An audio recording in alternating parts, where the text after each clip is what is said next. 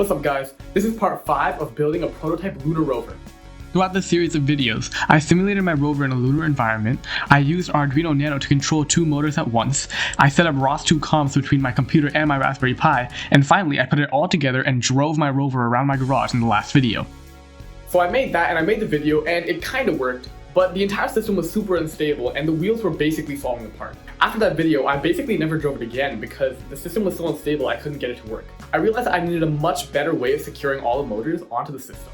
So I 3D printed this. It's a little flimsy, but it should do the trick. I modeled it based on this, which is the part that connects the motors to the rover. All right, so you can see the 3D printed part kind of in there now.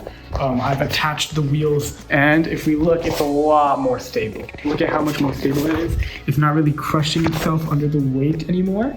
So it should be able to go pretty smoothly in a second, but for now I'm just gonna move it normally.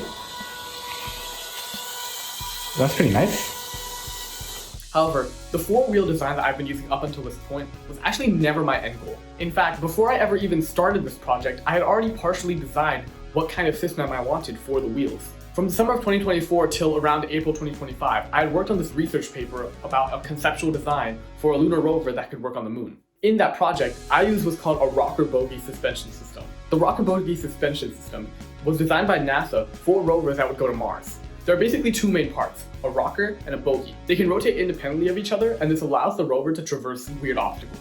The most interesting thing about the system is that there are no springs, and there are no axles crossing the length of the rover. This means the system can last a really long time with crazy temperature fluctuations, since the springs can't get messed up by the temperature. And it also means the left and right sides can move independently of each other, which lets it go over weird obstacles. So I designed a 3D printable version of the design that I had originally made, with the proper mating adapters for the motors. This is what version 1 of the Rocker-Bogie system looks like. We have the rocker and the bogie, and our 3 wheels, and I have a 3D printed wheel in the middle because I don't have 6 motors. And then we have the diff bar right here. Now, if you'll notice, this actually is pretty flimsy. These parts are really, really thin. And if I were to run it, it can kind of move, but each piece is kind of bending a bit. The motors are bending inward towards the ground, and the actual rocker, the rocker and bogie are both kind of bending halfway around.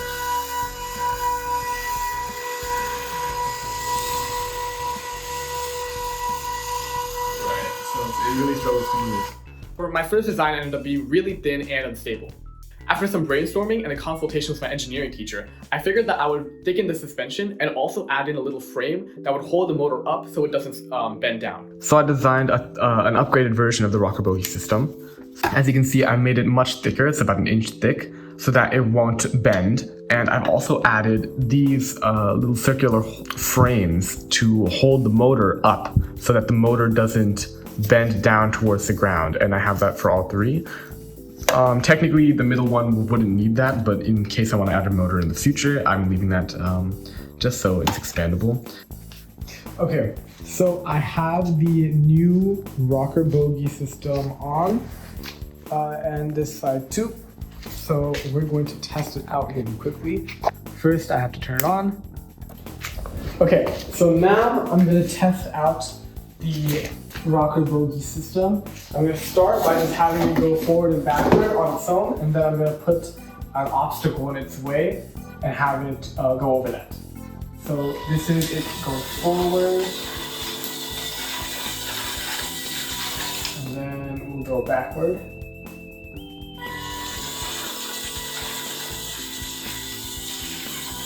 Great. So now I'm going to take this binder and put it in front of it. And we're going to see how it handles this.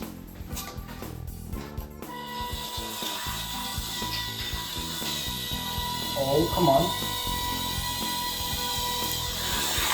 Ooh, it got over it. Hey! So actually, I stopped it there because I thought it had gotten stuck. But it got over it. That's kind of nice. So I've tested it turning a little before, but it's not very good. And I think it's part of the reason why is because it's trying to rotate in place and the wheels can't really turn independent of each other.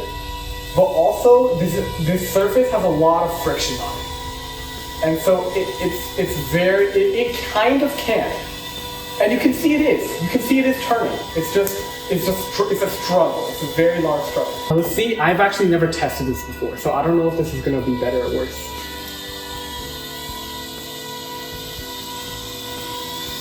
It's better. It is much better. So with less friction, the wheels can kind of slide against the ground, and it can rotate in place. And I want to see how it works at a little faster. And this is going the other way now. So let's see. But so this is a bit faster, and yeah, it can turn. It's going a little off course, but for the most part, it can turn in place on a low friction surface. So I'm in my backyard, and we're gonna see how this drives. Now, the only issue I might see here is that my computer is connected to this over Wi-Fi, and since I'm outside, the Wi-Fi might not be the best. Oh, I stand corrected. Let's see. Okay, so you can already see all those little tiny bumps and crevices. It's handling that no problem. Like, oh, that's nice. Okay, let's see if it'll turn. Might not. It's trying. Ooh, okay, it can, kinda. Let's take it this way, towards the camera. That's not terrible. I don't hate that at all. I think okay, I can already see the wheel getting scratched a little, and I can tell the 3D printed wheels are struggling a good amount. But going forward and backwards, there's like no issue at all.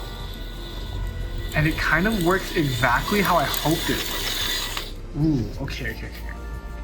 So this is what I'm gonna do. Take us out of the tripod, and we're gonna watch it. I'm gonna slow it down a little bit, and we're gonna watch it go back.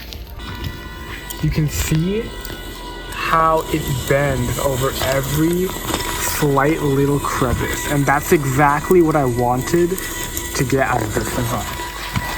And so you can see how if we were on the moon, or if we were on Mars, it would be able to actually, okay, I need to stop it. But you can see how it would actually be able to go over the terrain. Let's see if it'll turn better there. By the way, I'm all the way over here. I'm controlling the robot all the way there. Ooh, that's, I can't tell if you guys can hear that sound. It's not very pretty. Yeah, it's not, turning is not its strong point. And that's a design flaw, honestly. It's a pretty big design flaw. It's the way it turns. Okay, so now we have the second trial for a rover. I have brought it over to the sand area, and I have subtly thrown some rocks on the ground. So we're gonna see, one, how it traverses the sand, and two, if it'll be able to get over those rocks or if it'll completely destroy it. So let's have it go forward. Ooh, I'm a little scared. Let's see. Oh, it got stuck. Ooh, that's not good. Let me stop it. So interesting. It actually did get stuck in the sand.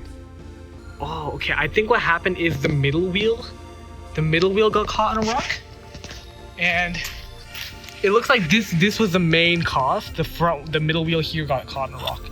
That's so interesting. And so in real life, a rover would not traverse over like extremely rocky terrain. Yeah, in real life, a rover would not do that, because that's kind of like a no-brainer. The pathfinding algorithms are meant to avoid the terrain that I just threw my own rover into. So maybe I'm a bad rover dad for doing that. But we're gonna see how it goes over regular sand now. but that's pretty good. It's yeah, it can indeed go over sandy terrain. You can see the Rocker-Bogie suspension again, making a lot of micro adjustments. Ooh. Oh man, it's about to hit that wall. No, stop, stop, stop. Nice. Okay, so I'm gonna bring it back now. And I want to see how it goes, how it turns. I want to see how it turns in the sand. So we're bringing it back towards the middle. And I think as it's going, I'm gonna move these rocks out of the way.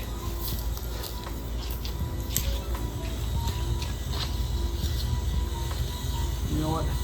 I like this. Let's stop it, and now let's have it turn. Let's see. I have no idea if this is gonna work. Oh, that's interesting. It's almost like digging through the sand. Oh man.